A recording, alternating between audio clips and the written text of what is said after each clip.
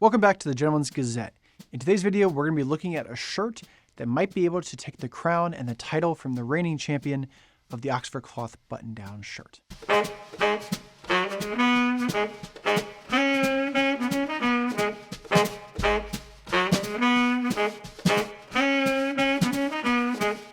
Business casual is something that we're all familiar with. I mean, after all, the title basically means, hey, put yourself together, but don't go all fancy pants.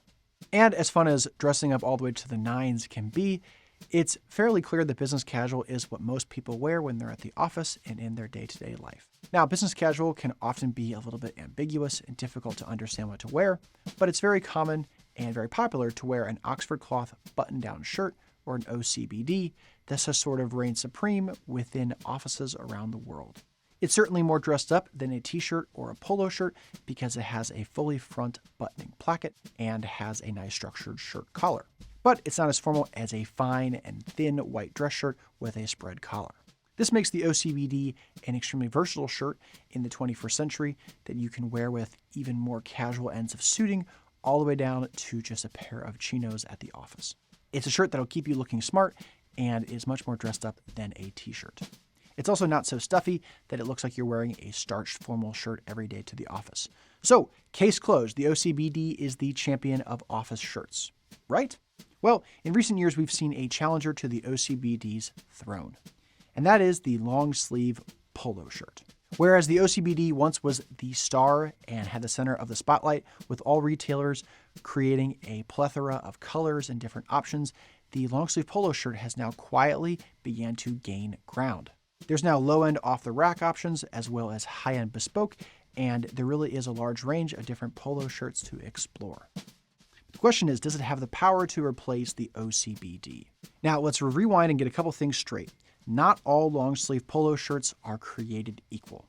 Long-sleeve polos can be a little bit trickier than an OCBD in order to understand and categorize. Hey, we never said that clothing wasn't complicated.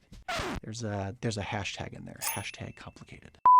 For example, it is easy to confuse a rugby shirt with a long-sleeve polo shirt, but they're not the same. Rugby shirts have a few distinct characteristics. They're made of cotton jersey, which is something that you'll more likely see on a sweatshirt than on a refined polo shirt.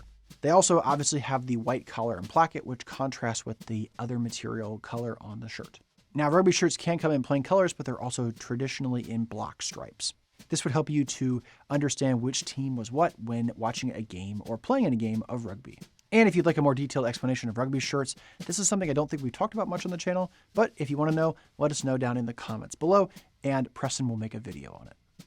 Now, some long sleeve polo shirts are simple, standard cotton polo shirts with long sleeves. Basically, take a Lacoste shirt and put the arms in a stretcher. Typically speaking, these are not for the more sartorially inclined. The ribbed cuffs quickly become stretched out, and the collar isn't very structured and can turn into that horrible, hideous bacon collar very easily.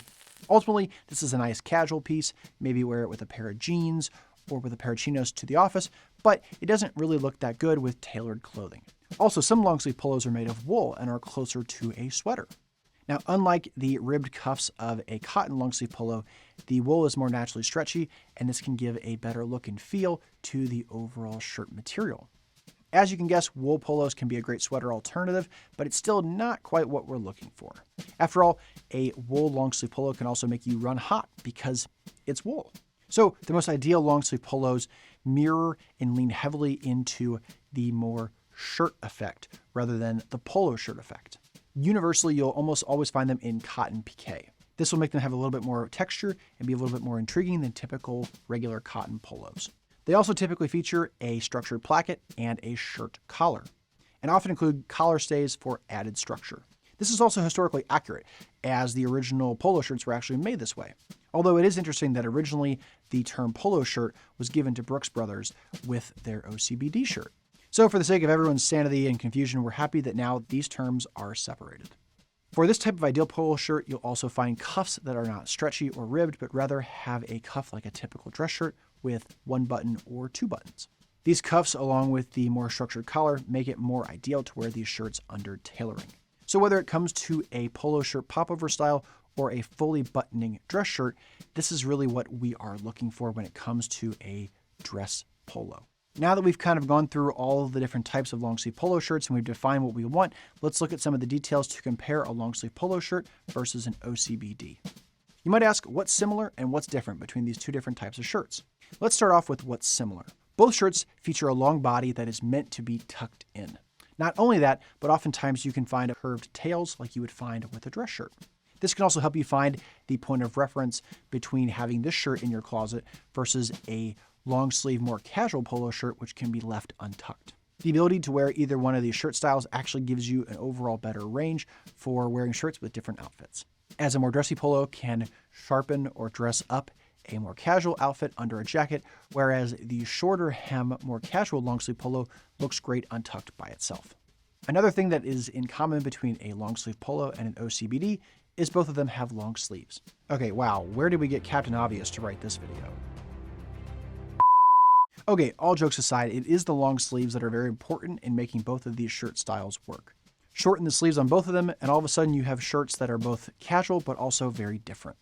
Plus, there's also a quiet level of confidence in being able to roll up the shirt sleeves of a long sleeve shirt versus having a shirt with no sleeves at all. Now, this is definitely a matter of personal preference, but there's certainly merit to both sides of the equation. So, paraphrasing Shakespeare's to roll or not to roll your sleeves will have to be content for another video. So since long sleeves are both the same order of business for both of these shirts, let's talk about some more similarities like the barrel cuff. Essentially, both of these shirts are too casual and are not to be worn with French cuffs. The fabric choices on a long sleeve polo and an OCBD is way too hardy and robust to be refined to wear with cufflinks. It's all about getting the balance and details right, so a barrel cuff strikes the right level of formality with both of these shirts. After all, it's the perfect Goldilocks solution. And speaking of balanced design, a structured collar is something that both of these shirts also have in common. And of course, when we say structured, we mean a collar that's meant to stand up on its own. It's supposed to stand up against your neck and frame your face in a very attractive way. And while other polo shirts will have a collar, unlike t-shirts, they're oftentimes very soft and unstructured, and they can get wrinkled very easily.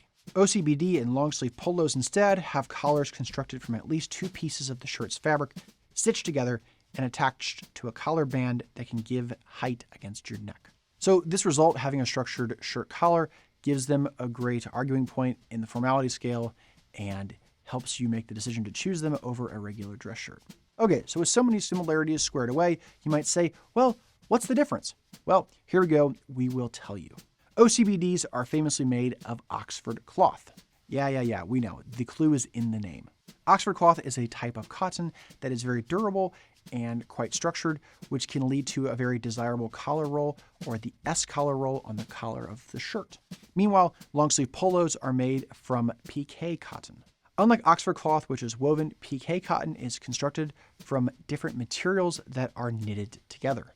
The result is a distinctly textured cloth, which has a unique hand to it, which is perfect for a polo shirt in a popover style.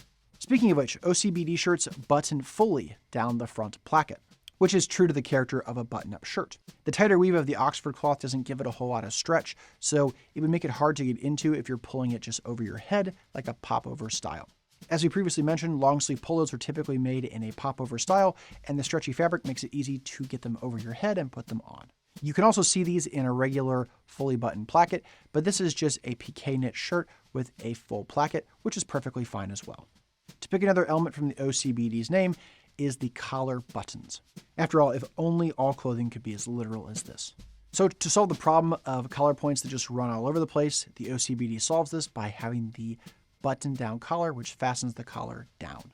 It is worth mentioning that some long-sleeve polo shirts have button-down collars as well, but the majority of them typically have spread collar. Due to the very drapey nature of the PK knit, having them buttoned down doesn't always lead to the best collar roll and the best overall look, which is typically why the spread collar style is favored. And it's often aided with collar stays. As one final difference, OCBD shirts have the ability to be worn with or without neckwear. The beauty of this shirt is it gives you a lot of versatility with things like knit ties or askets. With its roots being firmly planted in ivy or trad style, this is a shirt that can be worn with neckwear on university campuses and gives you a lot of range and versatility. On the other hand, a long sleeve polo shirt really shouldn't be worn with neckwear as it doesn't have a full placket and the collar is going to be, while structured, a little bit more soft. There are some ties that can work, but typically it's not seen with neckwear. In an increasingly casual world, it's often easy to say that a shirt with a structured collar and cuffs is something that is formal. So on that merit alone, you could choose really any collar you want, and you would be good in formal occasions, right? But for lovers of style, it's the little nuances that make things great. Speaking from strict formality, the OCBD is just a touch more formal than the long sleeve polo shirt. The tighter weave of the cloth, the longer collar, the button-down collar, and the ability to wear it with a tie make it just a touch more formal. But it's not that big of a difference, as a long sleeve polo shirt is much more formal than a regular polo shirt, due to the standing collar, long sleeves, and barrel cuffs. Overall, these shirts fit firmly in the middle of the formality shirt spectrum. Both shirts can be worn in very similar ways. They look very at home with casual pants such as chinos and corduroys, but they also look great with odd jacket and trouser combinations. And both should be avoided when you're wearing very formal garments such as formal suiting. So it should go without saying that these shirts have no place and no business being in evening wear. The slight differences between the two allow for unique opportunities where one is actually better than the other. For example, if you're a lover of denim, you might find that the long sleeve polo with its soft construction might be more comfortable than a more structured OCBD. Plus, a long sleeve polo with its soft material tends to pack and travel easier than an OCBD. After all, the more structured OCBD fabric can easily become wrinkled when you're traveling, which leads to more laundry and garment care when you get to the hotel. Meanwhile, if you like more casual suiting like linens and tweeds, the OCBD might feel more at home with a more casual suit. Plus, we've also found that the OCBD ages more gracefully than the long sleeve polo. This is especially true when it comes to colors, as a long sleeve polo will fade a lot more easily than an OCBD. But this could be a charming element that you find attractive. So in conclusion, I think it's safe to say that there is room on the throne for both of these great casual shirt styles. And both the long sleeve polo and the OCBD have a place in the classic men's wardrobe. These shirts come with a lot of style and heritage attached to them. The OCBD is a classic, whereas the long sleeve polo has classic roots with a contemporary eye. So whichever you choose, we would love to hear more about your favorites down in the comments below. My shirt in today's outfit is a long sleeve polo shirt with a pop-over placket. This was made to measure by Proper Cloth. I'm wearing a bright blue micro houndstooth sports jacket. This was made to measure by Beckett and Robb. I'm wearing a pair of tan LL Bean chinos. My shoes are a pair of brown travel loafers from Yanko and Skolix. On my wrist is an Omega Seamaster Aquaterra with a brown calf strap. That's a prototype for Fort Belvedere. My scent today is the Azzurro by Roberto Ugolini. This is a light and fresh summertime scent, which is why I'm wearing it in the warm weather months. My pocket square is this orange with green and purple large paisley pocket square from Fort Belvedere. If you want to pick up a summertime pocket square or any other accessories, check out the Fort Belvedere shop here.